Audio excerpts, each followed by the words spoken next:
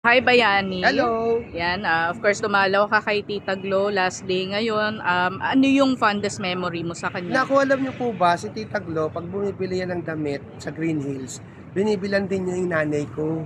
Wow! Oo, lagi. Nakakatuwa, nag-Green Hills Ako, siya. kasi pag nakikita ko yung damit natin, ko, Tita Glo, magkano bili mo dyan? Naku, meron ako dito 50% discount.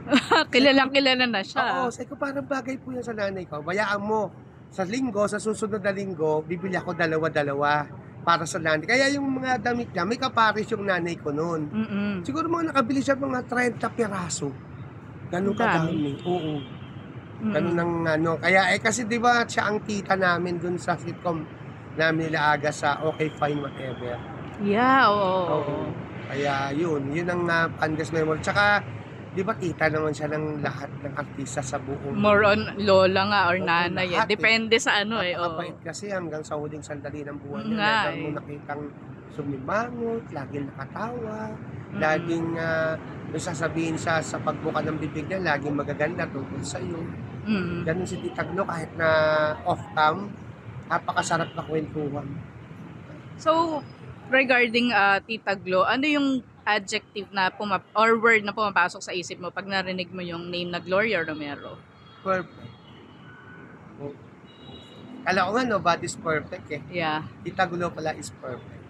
So last question now, is there anything na hindi mo nasabi sa kanya na sana nasabi mo? Nasabi ko kasi mahilig ako I love you. Oh. O kaya lang, siyempre, ang tagal ko na siyang di nakita. The last na nakita ko siya nung namatay yung husband niya, Mm-mm. si Mr. Gutierrez. Juancho Gutierrez.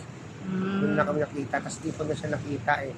Pero may balak sana ako na gawin yung aswang ang nanay ko. Siya yung magiging nanay ko doon. Nagpapaprosthetics ako ng matangos na ilong. Mm-mm. Eh sabi nga sa akin, hindi na raw siya nakakapagtuloy. Mm-mm.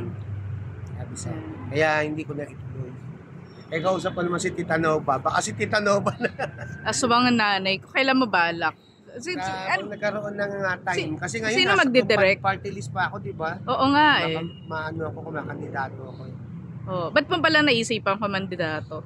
Eh syempre, para makatulong sa mga tao. 55 years old ako, 56. Hindi mahalata, akala ko nga nasa 48 ka lang. Gusto ko magkaroon naman ako ng legacy Oo. na hindi lang nagpapatawa, kundi tumutulong sa mga kababayan natin na nangailangan ng tulong.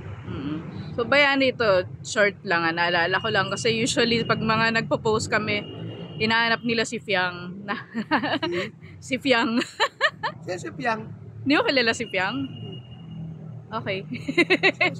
Hindi sa PBB na winner. Parang may fandom siya. Tapos parang usual na kahit yung, kunyari, itong video natin, bigla may magko-comment, nasan si Fiang? Ganun. Thank you. Thank you. God bless. Ingat. Good luck sa election.